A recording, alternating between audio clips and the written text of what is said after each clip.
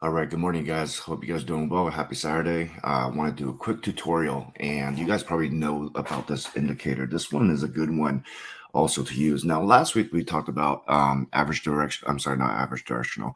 Last week we talked about accumulation distribution indicator (ADI), and this week we'll add EMA clouds to our charts here. Now I'm using Trendspider. The EMA clouds is developed by Ripster. If you guys know Ripster on Twitter, he's very popular.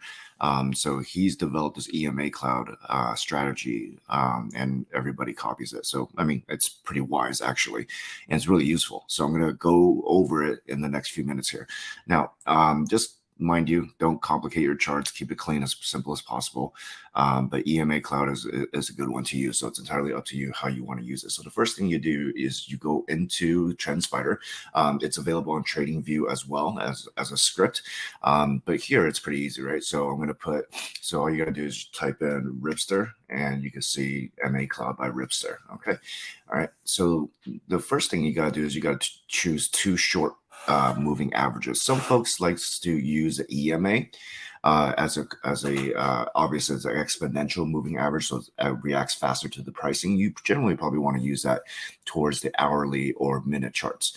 But if you're using the clouds for swing purposes or daily, buy and hold type of situations, you want to use SMA, simple moving average. Now, for me, a lot of you guys know that I use 8 and 21 as my two short moving averages.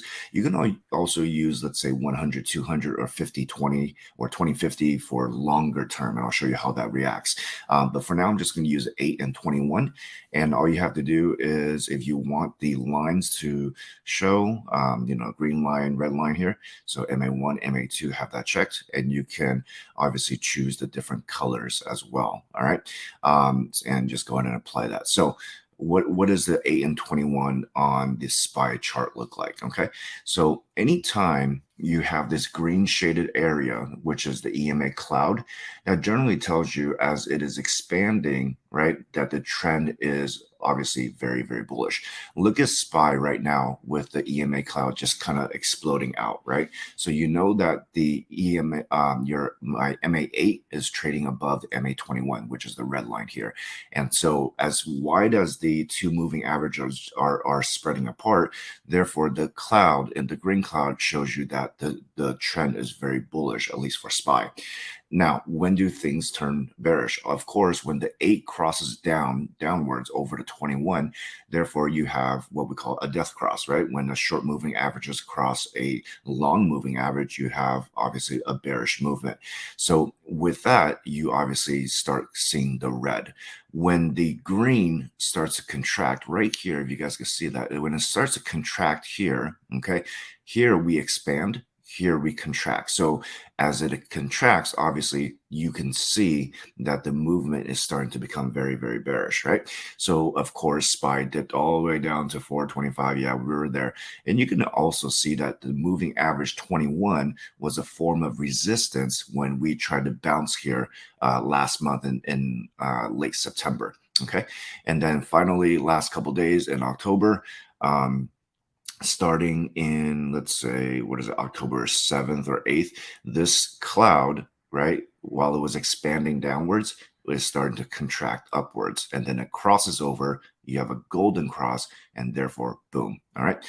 Now, why don't we take a look at other charts as well? Let's take a look at FUBO using the same EMA cloud. All right, so very, very bearish, I'm sorry, bullish movement, bearish for most of September and October, and now we turn obviously bullish. So this is a great way. Let's say you want to evaluate some of your swings that you have going on right now. So for example, for got you, I'm going to use the 4-hour chart here. All right, and we can see that obviously it's looking, the green cloud is getting what? Contracting, right? So therefore there may be some bearish movement here. I know that's not the news that you guys wanted to hear about got you. Let's go, let's just look at another one, PROG. Okay, let's just look at the daily chart here. Okay, and you can tell that this isn't a bearish move, or I'm sorry, bullish move right here, right? And you can also see where the moving average 8 is becoming a support as well. Now, if we were to look at something like Tesla, okay, With Tesla, 8 and 21 is fine, but let's say you want to look at, for example, the long-term pattern, right? So what you can do is you can adjust the moving clouds. I'm sorry, the moving averages. Let's just do 20 and 50. Press apply.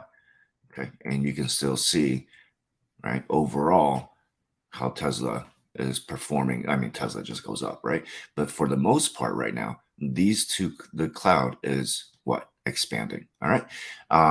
Let's do one more. Let's do Lucid, all right, on a 20 and 50. And you can see that the Lucid here, at least the long-term 2050 doesn't look as good. But if we adjust that over to 8 and 21, let's say you want to swing it next week. And by the way, Lucid does look very good this coming week. You can see that these two EMA clouds, the red EMA cloud is what? Contracting and is about to flip over, which is what we have a golden cross. All right. I hope you guys found this useful. I'll